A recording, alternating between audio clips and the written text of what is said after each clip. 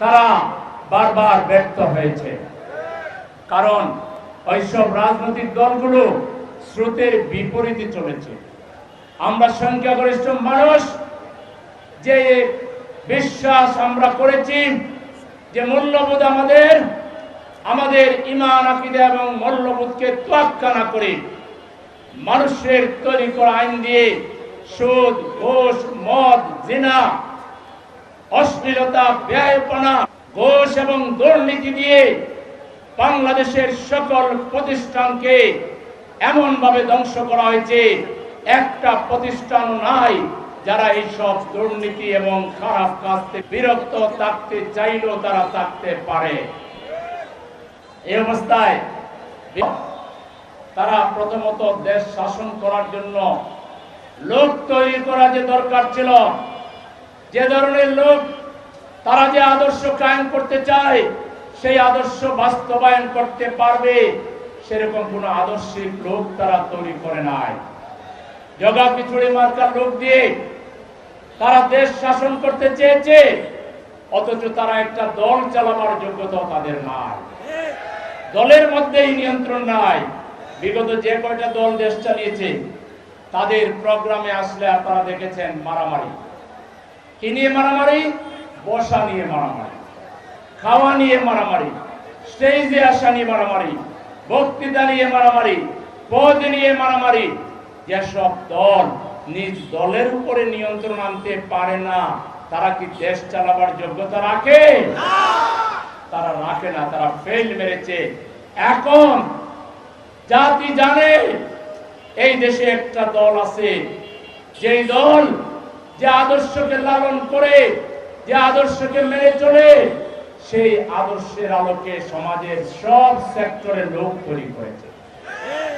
কি পরিবার বলেন, কি ব্যবসা বলেন, বাজার বলেন, ব্যাংক বলেন, মসজিদ বলেন, মাদ্রাসা বলেন, স্কুল, কলেজ, ইউনিভার্সিটি, আইন আদালত এবং পার্লামেন্ট সহ বাংলাদেশকে চালাবার জন্য একদল সৎ যোগ্য লোক জামাত তৈরি করেছে, যাদের হাতে ক্ষমতা আসলে প্রথমত বাংলাদেশে আর ঘুষের কারবার চলবে না, দুর্নীতি চলবে না। দুর্নীতিকে আমরা যত মাযহাব আছে সব মাযহাবের মাধ্যমে হারাম করে দিব। আমরা বাংলাদেশে আর দুর্নীতি চলবে না, ঘুষ চলবে না। আমার একটা ছেলে মেয়ে 20, 22, 30 বছর লেখাপড়া করার পর কেরানি হইতে গেলে, পুলিশের একটা সাধারণ সদস্য হইতে গেলে তাকে 10 লাখ টাকা, 20 লাখ টাকা ঘুষ দিতে হবে। এই ঘুষখোররা আর বাংলাদেশের সুযোগ পাবে না। আজকে মানুষ এমন একটা দলকে ভোট দিতে চায় যে দলের হাতে দেশ আসলে দেশের প্রত্যেকটা নাগরিক মনে করবে এই দেশ তার দেশ, সবাইকে বাংলাদেশকে নিজের দেশ মনে করবে, সবাই সম্মান বোধ করবে। একটা রাস্তার ক্লিনার ভাই ঘরে কাজ করে আমাদের যে বোন, আমাদের সাহায্যকারী, সেও গর্বের সাথে বলবে এ দেশ আমার দেশ, বাংলাদেশ। আমরা এরকম শ্রদ্ধা, সম্মান, ভালোবাসা, মানবিকতার একটা বাংলাদেশ প্রতিষ্ঠা করতে চাই।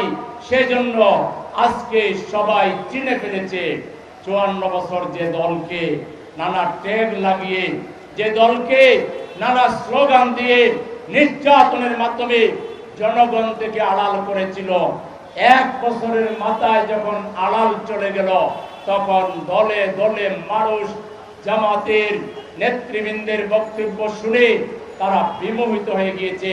তারা বুঝতে পেরেছে আসল শান্তির ঠিকানা তো এখানেই। একটা দলকে ক্ষমতা যাওয়ার জন্য কতগুলো প্রস্তুতি লাগে, প্রথমত তার যোগ্য লোক লাগে। জামাত ইসলামের মধ্যে সেই যোগ্য লোক আছে।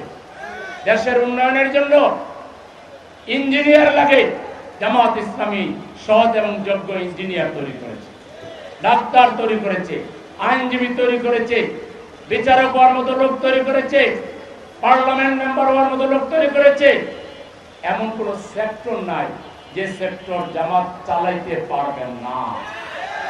বাংলাদেশকে সুদ মুক্ত অর্থনীতি উপহার দেওয়ার জন্য এদেশে ইসলামী ব্যাংকিং পদ্ধতি জামাত চালু করেছে। এবং এই ব্যাংকগুলোর সফলতা এমন যে আজকে সব সুদী ব্যাংকে ইসলামী ব্যাংকের ব্রাঞ্চ করতে বাধ্য হবে। তাহলে এদেশে অর্থনৈতিক দিক নির্দেশনার দিক থেকে সফল দলের নাম হচ্ছে জামাতে ইসলামী। একটা দল দেশ চালাতে হলে সেই দলেরও একটা বৈশিষ্ট্য থাকতে হয়, দলেরও একটা শক্তি থাকতে হয়। আজকে সমস্ত রাজনৈতিক দল স্বীকার করে বাংলাদেশের সবচেয়ে সুশৃঙ্খল দলের নাম হচ্ছে জামাতে ইসলামী। সবচেয়ে সুশৃঙ্খল আমানতদার দলের নাম হচ্ছে জামাতে ইসলামী।